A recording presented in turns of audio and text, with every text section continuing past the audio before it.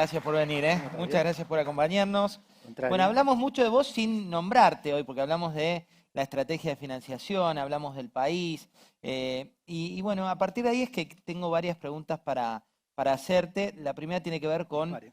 esta cuestión de las elecciones. ¿Qué tan importantes son las elecciones para los inversores? Son importantes, obviamente va a depender, por supuesto, de la percepción del resultado post elecciones. Si la percepción fuera que hubiera probabilidad de que Cristina volviera, claramente sería una muy mala noticia. Ya la conocen todos, estuvo 8 años ahí, entonces no sería una novedad para ellos. Hoy la sensación en el mercado es que no tiene mayores posibilidades, así que por eso hay cierto optimismo, ¿no? Cuando uno mira la situación del bono, y hoy lo charlamos con algunos economistas, hay una situación en particular que hay algunas críticas, sobre todo locales, por el endeudamiento del país. Te hablo principalmente de algunos economistas de la oposición. ¿Cuál es su punto de vista? Bueno, hay que tomarlos como de quién vienen, José, honestamente, son los reyes de la mentira. ¿Qué puedo decir? Es la misma gente que te decía que no tenían que durar. Cuando ellos gobernaban, no había inflación, no había pobres, la inseguridad era una sensación. Eh, Lamentablemente, en lo financiero, como es algo mucho más técnico, logran embarrar más la cancha. Porque obviamente la gente común no ha estudiado finanzas y no tiene por qué entender técnicamente las cosas. Pero está bueno aclarar y desmitificar algunas cosas. Ellos típicamente dicen cada vez que emitimos deuda que estamos aumentando la deuda. Está bueno aclararle a la gente que 3 de cada 4 veces que nosotros emitimos deuda es para cancelar deuda que hemos heredado de ellos y que hemos heredado de ellos a tasas altísimas, porque recordad que ellos se endeudaban a tasas altísimas, ¿no? Casi las más altas de nuestra historia. Era como un poco bizarra su política de desendeudamiento, porque le pagaban 15% a Venezuela, entonces era como, no me endeudo, pero si me cobras las tasas más altas del mundo, lo pienso y te las pago. Un poco bizarro. Bueno, Esa bizarrez también puede tener alguna duda, o al menos se habló mucho del 7,9%, una tasa que por ahí para la mayoría que no forma parte del sistema financiero dicen, bueno, pagó caro, pagó barato. ¿Cómo analizás desde tu punto de vista esa cuestión? hay mucha explicación técnica que realmente voy a tratar de sacarla de lado porque si no, acá la gente se va a aburrir y en el programa la gente va a cambiar de canal. Pero tratando digamos, de simplificarlo lo más posible, hay que entender que primero nosotros tenemos que eh, diversificar monedas y plazos. No podemos concentrar todos los vencimientos en un mismo plazo, digamos en un año, porque es donde nosotros pagamos las tasas más bajas, porque tenemos que ir escalonando los vencimientos. En cuanto a la tasa en sí, no hay nada más que mirar un poco la historia. O sea, la tasa a la que se financia Argentina es la suma de la tasa a la que se financia Estados Unidos, ¿sí? Considerada la tasa libre de riesgo, más una sobretasa, que es el riesgo, el famoso riesgo argentino. Ahora, estamos en tasas muy bajas en Estados Unidos, en este tiempo particularmente, por un tema circunstancial, porque hubo una crisis en el 2009, pero las crisis no duran 100 años. Entonces, es nuestra responsabilidad mirar un poco más allá y decir, bueno, sacando esta crisis, ¿a qué tasa se financiaba Estados Unidos en el largo plazo? Que de vuelta, es un insumo para nosotros, esto es el piso al que nos podemos financiar. Bueno, si excluís estos últimos 8 años de crisis, Estados Unidos en los últimos 35 años se financió a un promedio del 8%, 8,10. O sea, nosotros, a un año de haber salido del default, estamos financiándonos un poquito más abajo o a la misma tasa que se financió Estados Unidos en promedio en sus últimos 35 años. Entonces, dedicarle el 1% de nuestra deuda a financiarse a esa tasa, creo que es lo más prudente y responsable que hay. Pues nosotros tenemos lo que hemos logrado hacer ahí es fijar esta tasa baja de Estados Unidos en el tiempo, ¿sí? Después, obviamente, nosotros tenemos que seguir trabajando para bajar la parte de tasa nuestra, el famoso riesgo país, que es lo que estamos haciendo y es lo que hemos hecho. Estamos financiándonos a las tasas, en todos los plazos, a las tasas más bajas de nuestra historia. El promedio de nuestro financiamiento es 4,8, ¿sí? Un tercio de lo que se financiaban ellos. Yo explico 100 veces el bono de 100 años si logramos que Cristina venga una vez y nos explique por qué le pagaba 15 a Venezuela. Juro. ¿Y qué pasa con el doble umbral? Digo, porque cuando uno leía los artículos, sobre todo de medios especializados, principalmente europeos o de Mm. Estados Unidos, había como una felicitación por el bono a 100 años y cuando uno leía o charlaba con los economistas locales, la mayoría los criticaban duramente. ¿Cuál es su punto de vista?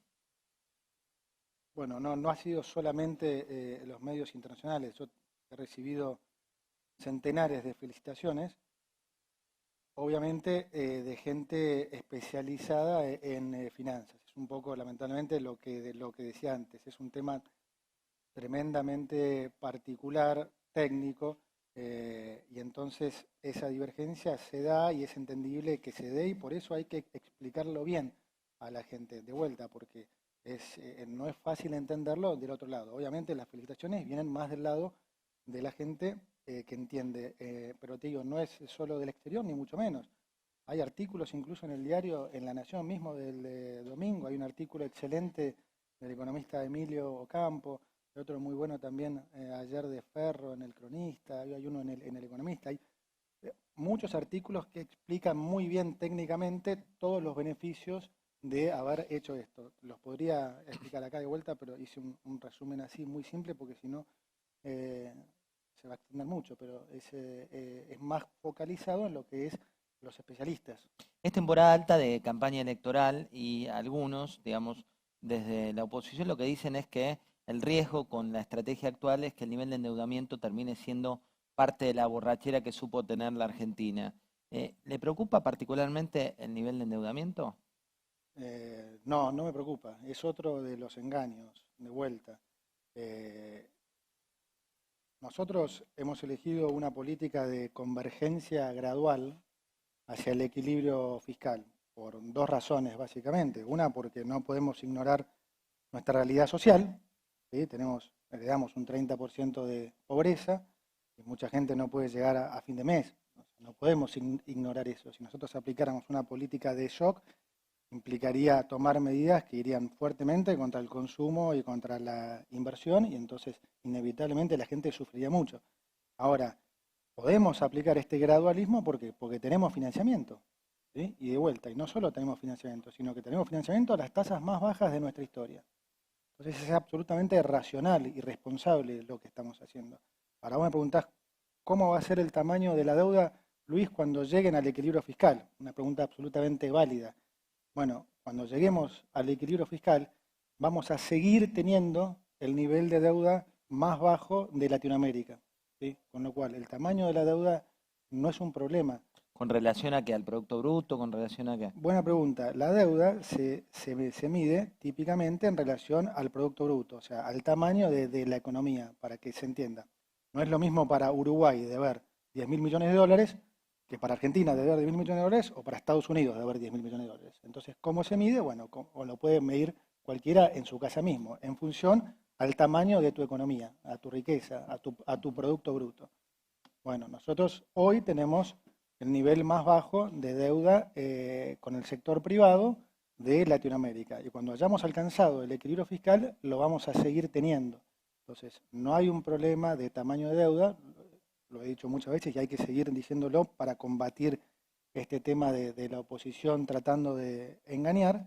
Y también es importante aclarar por qué nos financiamos, para qué nos financiamos. Nos financiamos para saldar, entre otras cosas, la gran deuda de infraestructura que hemos heredado también. No puede ser que estemos en el siglo XXI y haya gente que no tenga agua potable, cloacas, que no tengamos rutas, que no ¿No es para tengamos gastos trenes de carga. corrientes? Es más de 2.1 del producto es para solventar estos gastos en infraestructura.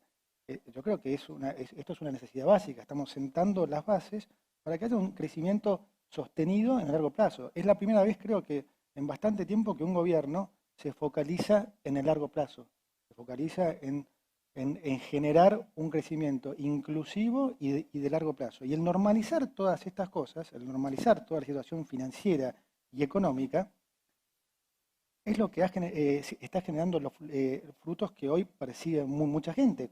¿Cómo si no podemos estar dando créditos hipotecarios a 30 años? Estamos dando créditos hipotecarios a 30 años, gente que finalmente va a lograr el sueño de su casa propia porque hemos logrado normalizar toda la situación financiera. Entonces, muy fácil del otro lado embarrar la cancha y decir, oh, están financiando para el déficit y la deuda es impagable y bla, bla, bla.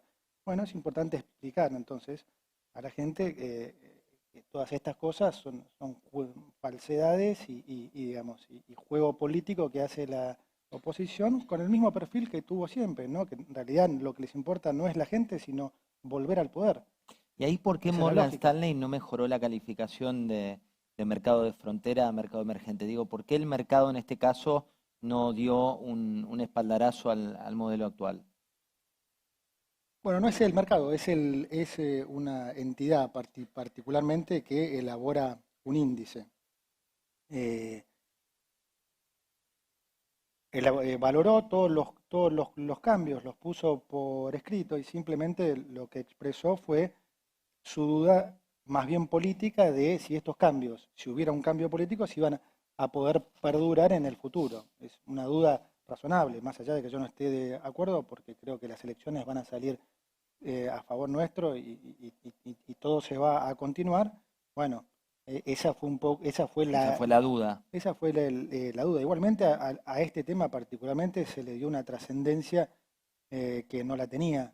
Esto no lo digo con el diario del lunes, se lo dije a periodistas incluso de tu diario el día que hicimos el bono.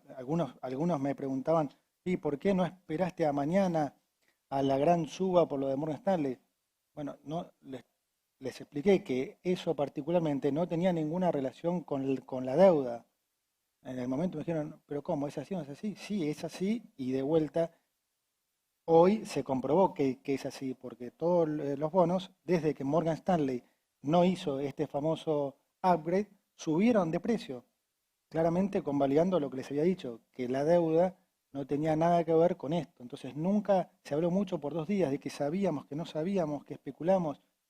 Nunca especulamos ni nosotros ni los inversores. Y además no es la función mía especular con eso, porque con los inversores hemos construido una relación de largo plazo. Hubiera sido tonto de mi parte especular con eso. Nunca especulamos porque no tenía ningún fundamento ni siquiera especular con eso.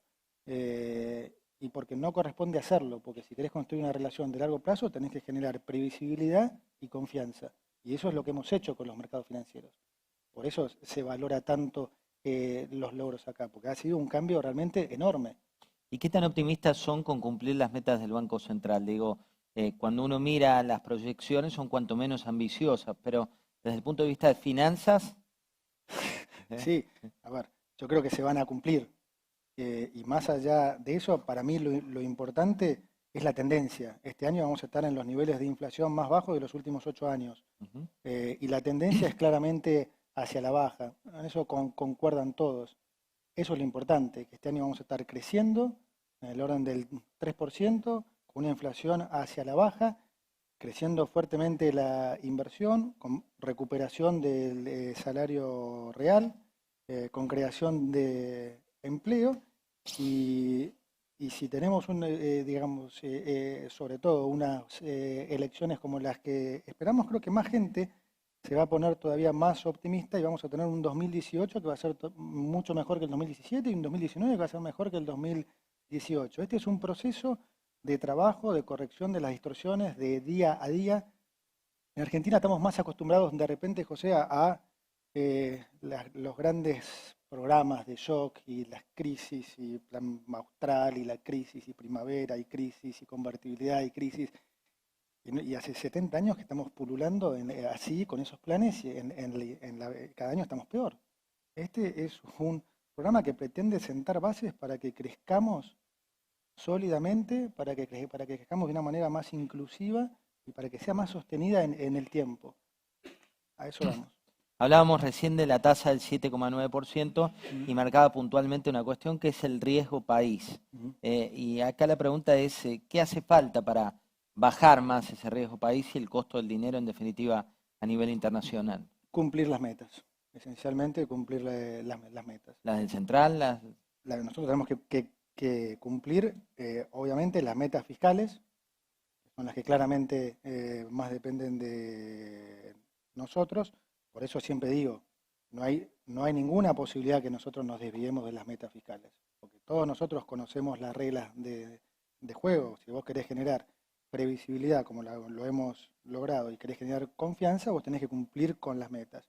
Obviamente el mercado confía en que lo vamos a hacer, por eso la participación cada vez que emitimos un bono, por eso hemos logrado financiarnos a las tasas más bajas de la historia. Obviamente los inversores confían en eso y hacen bien, porque obviamente lo vamos a cumplir.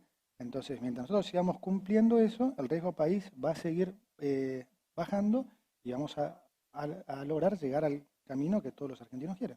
¿Qué hay que esperar para la economía post-elecciones?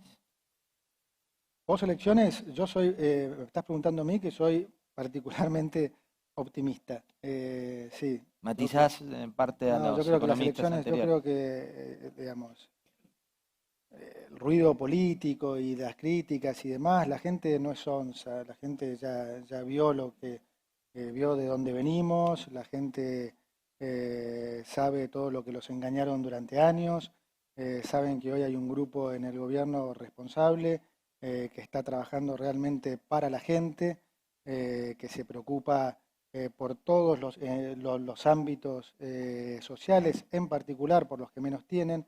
Entonces no tengo duda que en octubre vamos a tener el apoyo de la gente. Y eso realmente creo que a mucha gente que hoy está, que por ahí no está tan segura de eso, o no piensa así, mucha gente que está pensando si invertir o no, bueno, espero 3, 4 meses a ver el resultado de las elecciones y demás, le va a dar la confianza necesaria para decir, bueno, esto realmente vino para quedarse, este cambio vino para quedarse. Vamos a hacer entonces una inversión más fuerte. Creo que eso se va a dar y creo que realmente estamos en un punto de inflexión en la historia argentina. Este cambio vino para quedarse y ojalá pudiera realmente contagiar sanamente este optimismo, porque yo, bueno, es realmente lo que pienso. O sea, no en vano salí del sector privado para venir a dar una mano acá y bueno. Ahí vamos, de vuelta. ¿La situación de Brasil no puede perjudicar en parte las proyecciones que hacen? Bueno, la crisis de Brasil, la crisis política, gracias a Dios, ha impactado nada ahora en la economía. Esta reacción que se había empezado a dar en Brasil, que más de uno pensamos que por ahí, bueno, ahora con esta situación política más difícil, tal vez tenga impacto en la economía. La buena noticia de todos los últimos datos económicos es que no lo está teniendo. Entonces digamos que la economía en Brasil encontró un piso. Eso es muy sano para nosotros, porque claramente que Brasil empiece a recuperar, a nosotros nos da una gran mano.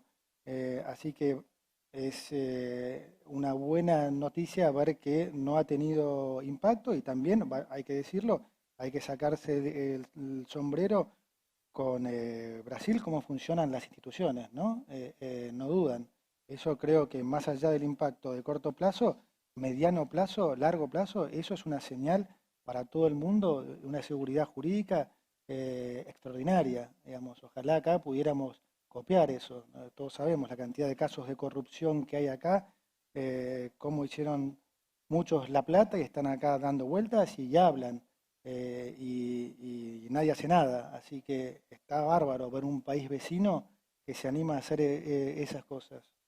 La relación del peso dólar en el Financial Summit de hoy fue también parte de la agenda, muchos porque hablaban de competitividad. No fue foco, pero te diría que es algo que aparece una y otra vez por el que invierte al dólar, por el que invierte al peso.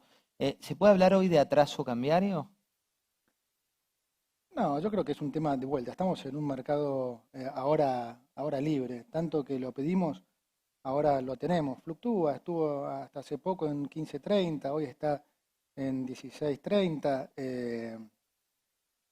No, yo creo que no hay que preocuparse tanto por el tipo de cambio. Creo que ya no es tanto un tema de preocupación en la gente. A algunos empresarios les gustaría verlo un poco más arriba, pero no es ningún disparador en este momento de nada. Hay muchas otras cosas para que nosotros estamos atacando por el lado de la productividad y de vuelta. Y hay que dejar que el tipo de cambio siga siendo libre, siga fluctuando en función de la oferta y la demanda, como es en todos lados del mundo, y la gente se va acomodando, ¿no?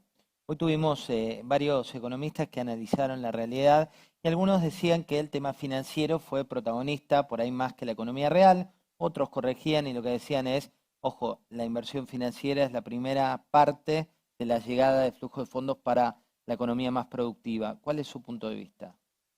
Coincido con todo eso. Claramente hubo más protagonismo por el lado financiero porque el desbarajuste financiero era total.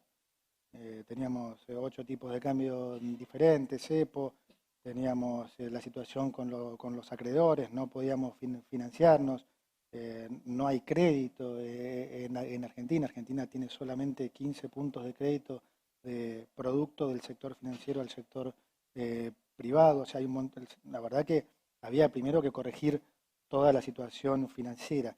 También es cierto, lo escuchaba recién en un momento a Suco decir esto y es totalmente cierto. La inversión financiera siempre es la que primero llega, es la que se anticipa a la inversión directa. Y es natural y es, como decía bien Suco, es necesaria, porque eso lo que hace es bajar las tasas de interés, eso es lo que hace es bajar el riesgo país, normalizar la situación. Las grandes inversiones de largo plazo entran una vez que ven esa situación más normalizada. Hay algunos más osados, como ha habido, acá ha habido mucha inversión en el último año, ¿no? Hemos hecho licitaciones en energía y hemos, digamos, asignado más de 5.000 millones de dólares. Hay un montón de interés por lo que van a ser las licitaciones en transporte y demás. O sea, está habiendo mucha inversión, de hecho es lo que más está creciendo en el desagregado del Producto Bruto, pero sí, es de esperar que en los próximos años haya mucho más, porque normalizada la situación financiera, habiendo bajado fuertemente las tasas, evidentemente ese es el segundo paso en el que la inversión ya directa entra más fuertemente. Las dos cosas que se dicen las comparto, son correctas. Hay unas denuncias que tienen como protagonistas a algunos legisladores más del kirchnerismo. ¿Qué análisis hace? Denuncias con- Denuncias, por ejemplo, de, con- de dirigentes K por no, sí, el sí, endeudamiento. me denuncian todos los días, José, así que ya reconozco que la primera fue un dolor de cabeza, ahora ya ni las miro, las colecciono, digo, bueno, ni me digas, sí. Ellos se dedican a eso, se dedican a embarrar la cancha, tratan de poner a todos en el mismo nivel de ellos. Todos sabemos lo que han hecho, más allá de que la justicia todavía no opere, eh, creo que realmente ya prácticamente ni ellos mismos discuten cómo hicieron la plata. Ya escuchás más comentarios de, sí, bueno, está bien, robaban, pero bueno, también hacían algunas cosas. Bueno, medio patético realmente escuchar eso, pero quiero decir, eh, es así. La gente que es así trata entonces de ensuciar al otro y emparejar, y hay que tomárselo de vuelta como de quien viene. Es ¿Eso es lo más patológico. difícil de pasar del sector privado al sector público? ¿Ese tipo de exposición? Bueno, es parte de, sí. Si me hubieras preguntado la primera vez, te hubiera dicho que era re difícil. Ahora de vuelta ya me acostumbré, pero no, es difícil en tantas otras cosas que tendría que venir otro día para contarte. Pero la realidad te digo que es súper gratificante. O sea, yo, digamos, en ningún trabajo en el sector privado, eh, y es algo como muy compartido, la he pasado, digamos, en términos de sentirme bien, en ningún trabajo en el sector privado me siento como ahora en el sector público. Realmente sentir que estás haciendo algo por la gente y que estás realmente eh, colaborando para generar un país mejor, creo que es una sensación bárbara y creo que también la perciben los más jóvenes porque también se ve ahora mucho más joven pensando y queriendo participar de esto. Nosotros cuando éramos más chicos, pensar en participar en la política era hasta medio como mal visto, ¿viste? Ahora creo que eso está cambiando mucho y creo que es parte de este cambio que yo creo que va a ser histórico, porque ese es el semillero que va a venir a reemplazar a la gente que está hoy, así que no puedo ser más optimista. La última, ministro, tiene que ver con cuánto le preocupa el déficit, una situación de la que hemos hablado hoy bastante y que tiene que ver con la viabilidad o no en el largo plazo, para algunos, no sé, para usted. Bueno, el déficit es alto, heredamos un déficit muy alto, lo estamos bajando año a año, sigue siendo alto y de vuelta la discusión que todavía se escucha, que para mí honestamente es estéril, ya hablamos un poco antes, porque es absolutamente racional y lógico que es lo que estamos haciendo, es decir, no estamos negando que hay que llegar a un equilibrio fiscal, estamos diciendo vamos a llegar a un equilibrio fiscal. Llegamos de golpe ajustando 4,5 puntos o 4,2 de producto en un año, no vale la pena. Entonces decimos, bueno, lleguemos escalonadamente, bajándola año a año, y es lo que estamos haciendo. Entonces, me preguntás, ¿el déficit es alto? Obviamente, yo no le voy a mentir a la gente, sí es alto, ¿lo vamos a bajar? Sí, lo vamos a bajar, y vamos a cumplir con esas metas, las vamos a cumplir. Entonces, vamos a llegar a un equilibrio fiscal en vez de en un año, en tres. Eh, y ese equilibrio y esas metas son absolutamente compatibles con los niveles de endeudamiento. Entonces, el debate sí seguirá estando, algunos opinarán, son fundamentalistas, no. Yo honestamente es un debate que no le encuentro mucho sentido, porque es tan obvio lo que estoy explicando que me cuesta entender que lo sigan cuestionando tanto.